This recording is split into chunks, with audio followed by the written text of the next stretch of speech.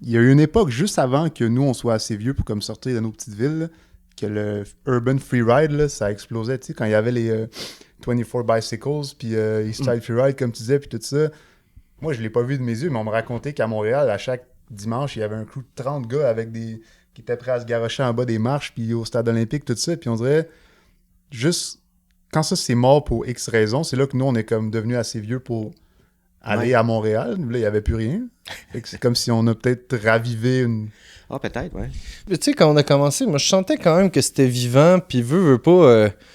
même dans New World Disorder ou dans n'importe quel film de mountain bike, il y a toujours des parts street, tu sais. Ça faisait partie Exact. de l'éventail du mountain bike. Ouais.